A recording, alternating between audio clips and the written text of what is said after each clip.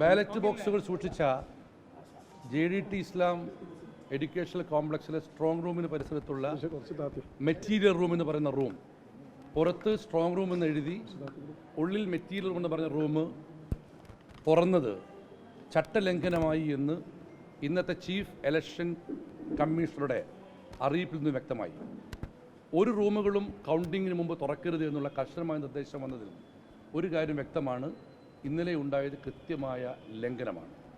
ആ ഒരു സാഹചര്യത്തിൽ പേരാമ്പ്ര ROയെ പുറത്താക്കി അദ്ദേഹത്തിനെ പ്രോസിക്യൂട്ട് ചെയ്യണമെന്നുള്ള ആവശ്യവുമായിട്ടാണ് ഞങ്ങളിപ്പോൾ കലക്ടറെ കണ്ടത്. കലക്ടർ കൊടുത്ത ഞങ്ങളുടെ റിക്വസ്റ്റാണ് കേൾക്കുന്നത്. ഉണ്ടായിരിക്കുന്നത് ക്ലിയർ വയലേഷൻ ഓഫ് റൂളാണ്. രണ്ടാമത്തെ കാര്യം, ഇന്നർ പെരിമീറ്റർ ഏരിയയിൽ പൂർണ്ണമായും കേന്ദ്രസേന മാത്രമേ പാടുള്ളൂ നിബന്ധനയ്ക്കുകയും അവിടെ ആര് പ്രവേശിച്ചാലും അത് തെറ്റാണ്. ഇത്ര സെൻസിറ്റീവായ ഇഷ്യൂ ഇന്നലെ ഉണ്ടായതിനു ശേഷം ഇന്ന് ഉച്ചയ്ക്ക് കൊയിലാണ്ടി RO 2 ഉദ്യോഗസ്ഥരും ഇന്നർ പെരിമീറ്റർ സ്ട്രോങ് റൂം സന്ദർശിച്ചു. അതിൻ്റെ ഫോട്ടോ കലക്ടർക്ക് അയച്ചു. കലക്ടർ ഞങ്ങളോട് നേരിട്ട് പറഞ്ഞു അത് ക്ലിയർ വയലേഷനാണ് എന്നും അദ്ദേഹത്തിന് ഇപ്പോൾ നോട്ടീസ് ഇഷ്യൂ എന്ന് പറഞ്ഞിരിക്കുകയാണ്. അതായത് ഇന്നലെ ഇത്രയ്ക്ക് സെൻസിറ്റീവ് ഇഷ്യൂ ഉണ്ടായി ലോകം മുഴുവൻ വാർത്തയ്ക്ക് ശേഷമാണ് ഇന്ന് ഉച്ചയ്ക്കാണ് കൊയിലാണ്ടി RO 2 ഉദ്യോഗസ്ഥരും പോയിട്ട് ഇന്നർ പെരിമീറ്റർ സ്ട്രോങ് റൂം സന്ദർശിക്കുന്നത്. ഇത് കൃത്യമായ ലംഘനമാണ്, ചട്ടലംഘനമാണ്, ക്രമവിരുദ്ധമാണ്. ഇതിന് ഞങ്ങളിപ്പോൾ ഓറലിയാണ് പരാതി പറഞ്ഞത്. അത് അവർക്ക് നോട്ടീസ് ഇഷ്യൂ ചെയ്യാമെന്ന് കലക്ടർ പറഞ്ഞിട്ടുണ്ട്. കലക്ടർ ഇപ്പോൾ തന്ന ഉറപ്പ് അവിടെ ഇന്നർ പെരിമീറ്ററിൽ BSFൻ്റെ മാത്രം സാന്നിധ്യം ഉറപ്പുവരുത്താമെന്നുള്ളതാണ്. രണ്ടാമത്തെ കാര്യം, കൊയിലാണ്ടി ROന് ഇപ്പോൾ തന്നെ നോട്ടീസ് ഇഷ്യൂ പറഞ്ഞിട്ടുണ്ട്.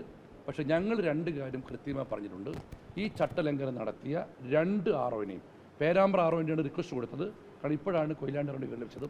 2 റിട്ടേണിംഗ് ഓഫീസറെ മാറ്റി അവർ രണ്ടുപേരെയും പ്രോസിക്യൂട്ട് ചെയ്ത് ഇലക്ഷൻ കമ്മീഷൻ്റെ വിശ്വാസ്യത വീണ്ടെടുക്കാനുള്ള നടപടി ഉണ്ടാവണം എന്നാണ് ഞങ്ങൾ ആവശ്യപ്പെടുന്നത്. ഞങ്ങളുടെ അടുത്ത് ഇപ്പോൾ അത് അദ്ദേഹം പറഞ്ഞു. പക്ഷെ അദ്ദേഹം ഒരു കാര്യം സമ്മതിക്കുന്നുണ്ട്, സ്ട്രോങ് റൂമിൻ്റെ അടുത്ത് മെറ്റീരിയൽ റൂം പാടില്ല എന്ന് കലക്ടർ പറയുന്നുണ്ട്. അത് ഞങ്ങളാണ് വെച്ചത്.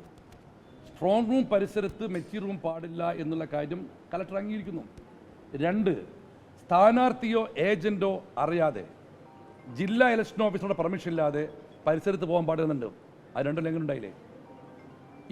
ഇതെല്ലാം കഴിഞ്ഞിട്ട് ഇന്ന് ഇതേ സംഭവം ആവർത്തിക്കുന്നത്.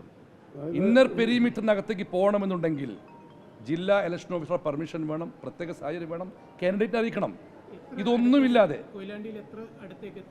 സ്ട്രോങ് റൂം മുമ്പിൽ ഫോട്ടോ സ്ട്രോങ് റൂമിന്റെ തൊട്ട് മുമ്പിൽ ഫോട്ടോ തുറന്നില്ല. സ്ട്രോങ് റൂമിന്റെ മുമ്പിൽ എത്തുന്നു. അങ്ങോട്ട് പോകാൻ പാടില്ല. Without the permission of the chief election officer, nobody can enter the inner perimeter area. അയാൾ ഞാൻ വിളിച്ചോ പറഞ്ഞത് ഒന്ന് നിരീക്ഷിക്കാൻ വന്നാന്നുള്ളത്. ഞാൻ സംസാരിച്ചോട് എന്നുവെച്ചാൽ ആര് പറഞ്ഞ് നിരീക്ഷിക്കാൻ?